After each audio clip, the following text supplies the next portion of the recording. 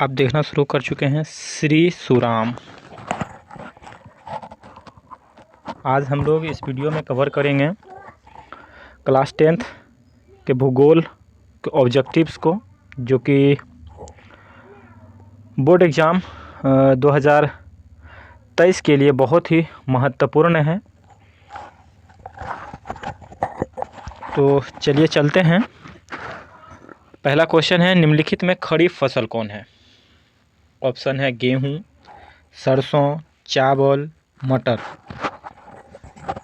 तो आप अपना आंसर कमेंट बॉक्स में ज़रूर लिखें। तो इसका ऑप्शन हो जाएगा ऑप्शन नंबर सी, यानी चावल। चलते हैं आगे। क्वेश्चन नंबर 2 है, निम्नलिखित में रबी फसल कौन है? धान, गेहूं, केला, चाय। तो इसका आंसर हो जाएगा गेहूं। क्वेश्चन नंबर 3, निम्नलिखित में से किस राज्य में वन का सबसे अधिक विस्तार है? हाँ, क्वेश्चन थोड़ा सा छुप गया है। निम्नलिखित में किस राज्य में वन का सबसे अधिक विस्तार है? केरल, कर्नाटक, मध्य प्रदेश, उत्तर प्रदेश। तो मध्य प्रदेश राज्य में वन का सबसे अधिक विस्तार है, ऑप्शन नंबर सी। आगे है, जूट उत्पादन में कौन राज्य आगे है? बिहार, उड़ीसा, असम, पश्चिम बंगाल। तो जूट के उत्पादन में सबसे आगे पश्चिम बंगाल, यानी ऑप्शन नंबर डी है। गेहूं उत्पादन में कौन राज्य आगे है? गेहूं उत्पादन में कौन सा राज्य आगे है? इसका ऑप्शन है मध्य प्रदेश, उत्तर प्रदेश, बिहार, महाराष्ट्र। तो गेहूं उत्पादन में सबसे अग्रणी राज्य है उत्तर प्रदेश। आप लोग इसे याद करते चलें और कमेंट बॉक्स में अपना आंसर जरूर लिखें। चावल के उत्पादन में कौन राज्य आगे है? चावल के उत्पादन में बिहार, उत्तर प्रदेश, मध्य प्रदेश एवं पश्चिम बंगाल। तो चावल उत्पादन में सबसे अग्रणी राज्य है पश्चिम बंगाल, ऑप्शन नंबर डी। निम्नलिखित में शीतकालीन फसल कौन है? शीतकालीन फसल कहने का मतलब रबी फसल कौन है? यहाँ शीतकालीन का अर्थ हो गया रबी फसल कौन है। तो रबी फसल का उदाहरण है गेहूं, यानी शीतकालीन फसल गेहूं, ऑप्शन नंबर सी। इनमें कौन राज्य चाय का प्रमुख उत्पादक है? झारखंड, महाराष्ट्र, असम, पश्चिम बंगाल। चाय का प्रमुख उत्पादक असम है। क्वेश्चन नंबर 9 है, कहवा का सबसे अधिक उत्पादन किस राज्य में होता है? असम, कर्नाटक, केरल, तमिलनाडु। कहवा का सबसे अधिक उत्पादन जो है कर्नाटक में होता है। यह क्वेश्चन बहुत ही वीवीआई है, जो आपको बोर्ड एग्ज़ाम 2023 के लिए 10th का जो बोर्ड एग्ज़ाम 2023 होगा, इसे आप ज़रूर पढ़ें, ज़रूर याद करें, ज़रूर देखें, ज़रूर टेस्ट दें और अपना आंसर कमेंट बॉक्स में ज़रूर करें। इससे आपको फ़ायदा ये होगा कि आपको पता चलेगा कि आप कितना याद किए हैं और आपको क्या कमी है। आप ज़रूर अपना टेस्ट दें। तो आगे चलते हैं। क्वेश्चन नंबर 10, महाराष्ट्र किस फसल की खेती के लिए प्रसिद्ध है? तो महाराष्ट्र जो है धान, कपास, कहवा, जूट। तो इसका सही आंसर हो जाएगा कपास। महाराष्ट्र जो है कपास, जो कि काली मिट्टी में बहुत ही अच्छा उगता है, यह इसके लिए प्रसिद्ध है। उत्तर भारत का कौन सा राज्य गन्ना उत्पादन के लिए फेमस है? उत्तर प्रदेश, पंजाब, पश्चिम बंगाल, हरियाणा। तो उत्तर भारत का जो उत्तर प्रदेश राज्य है, उत्तर भारत का उत्तर प्रदेश राज्य है, जो कि गन्ना उत्पादन के लिए प्रसिद्ध है। मूंगफली का सबसे बड़ा उत्पादक राज्य कौन सा है? तो बिहार, महाराष्ट्र, गुजरात, कर्नाटक। तो मूंगफली का सबसे बड़ा उत्पादक राज्य जो है गुजरात है। दक्षिण भारत में सर्वाधिक गन्ना उत्पन्न करने वाला राज्य जो है वह कर्नाटक, महाराष्ट्र, तमिलनाडु, आंध्र प्रदेश। इस सब में ऑप्शन हो जाएगा आपका बी, महाराष्ट्र। भारत की कितनी आबादी कृषि कार्यों से जुड़ी है? 1/3, 2/3, 1/4, 1/5। तो यह बहुत ही वीवीआई क्वेश्चन है। तो भारत की कितनी आबादी कृषि से है? तो यह हो जाएगा ऑप्शन नंबर बी, यानी कि 2/3 आबादी जो है भारत की 2/3 आबादी जो है वह कृषि कार्य से जुड़ी हुई है। इनमें कौन कृषि को प्रभावित करने वाला कारक है? नमी, तापमान, जनसंख्या, मृदा।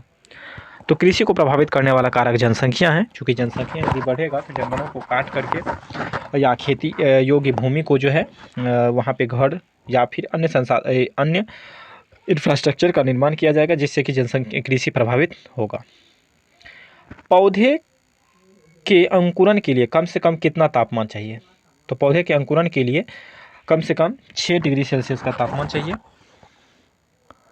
रबर की खेती भारत के किस राज्य में होता है? तो रबर की खेती के लिए केरल, गुजरात, छत्तीसगढ़, आंध्र प्रदेश, इसका सही ऑप्शन हो जाएगा केरल। पूर्वोत्तर राज्यों में स्थानांतरित कृषि को किस नाम से जाना जाता है? तहिया, झूम, दीपा, खील। तो पूर्वोत्तर के राज्य में जो है स्थानांतरित खेती होता है उसे झूम के नाम से जाना जाता है, यानी कि ऑप्शन नंबर बी, जो असम में सबसे ज़्यादा होता है। झारखंड में स्थानांतरित कृषि को क्या कहा जाता है? तो झारखंड में स्थानांतरित कृषि को जो है पामलू, पोडू, कुरवा, कुमारी। तो इसका सही आंसर हो जाएगा कुरवा। भारत में शुद्ध बोई गई भूमि कितना हेक्टेयर है? 5 करोड़, 14 लाख, 14 करोड़, 25 करोड़। तो इसका सही आंसर हो जाएगा 14 करोड़।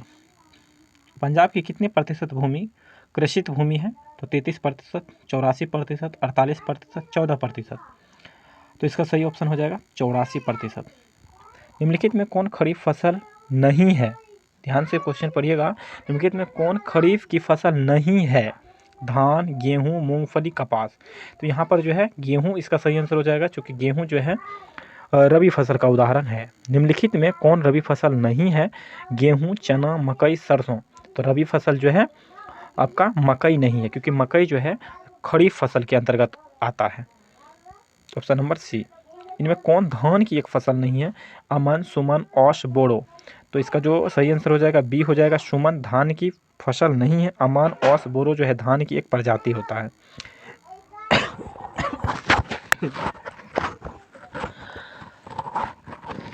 धान की खेती के अंतर्गत सर्वाधिक भूमि किस राज्य में है?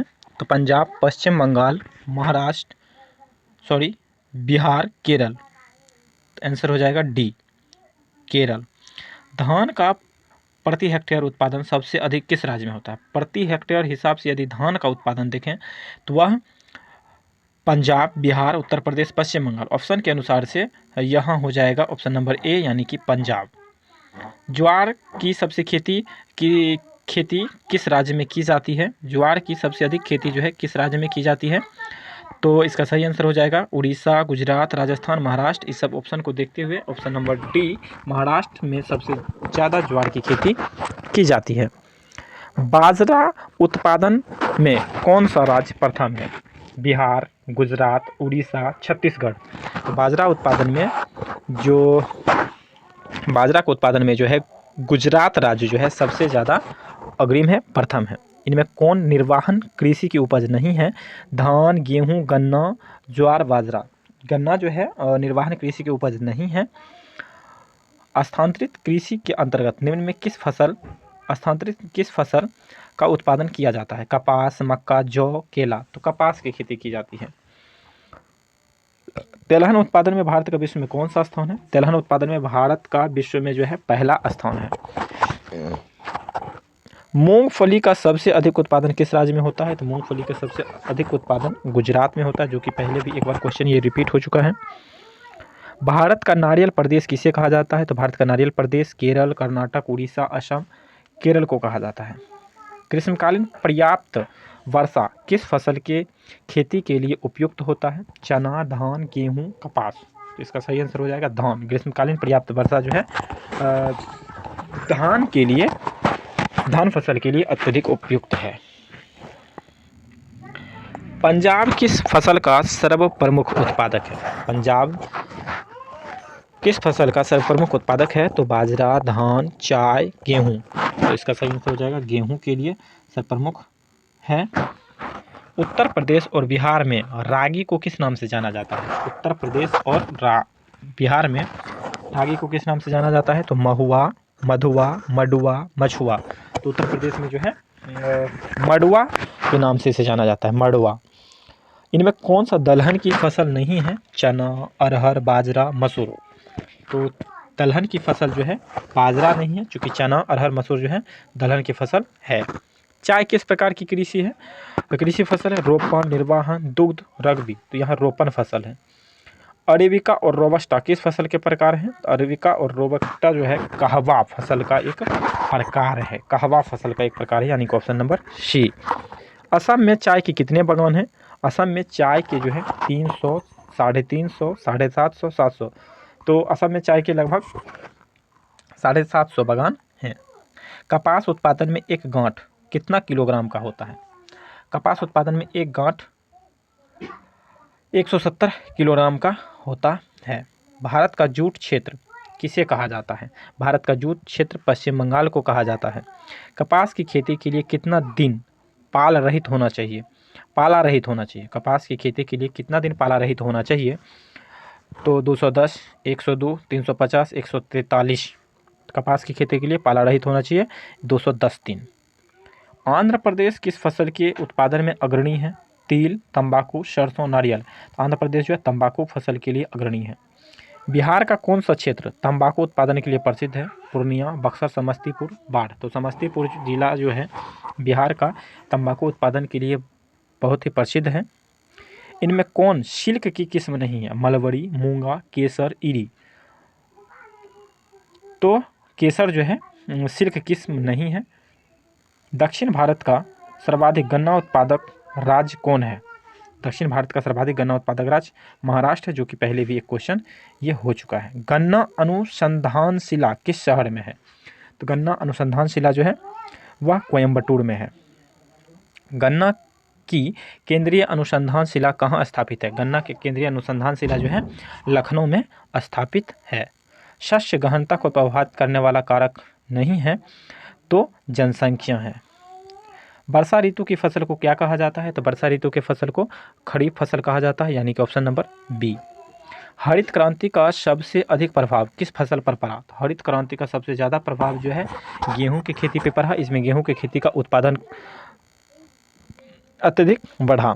दाल किसका मुख्य स्रोत है? दाल जो है प्रोटीन का मुख्य स्रोत होता है। दाल प्रोटीन का मुख्य स्रोत होता है। अनानास उत्पादन में अग्रणी है। अनानास उत्पादन में जो है मेघालय राज्य अग्रणी है। धान का वार्षिक उत्पादन देश में कितना होता है? धान का वार्षिक उत्पादन देश में लगभग 9 करोड़ टन का होता है। देश में चावल का प्रति हेक्टेयर उत्पादन लगभग कितना होता है? तो देश में चावल का प्रति हेक्टेयर उत्पादन लगभग 1990 किलोग्राम होता है। धान की खेती के लिए वर्षा की मात्रा कितनी उपयुक्त है?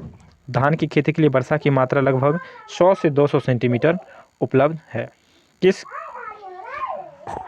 क्वेश्चन नंबर 58, गेहूं का वार्षिक उत्पादन देश में कितना है?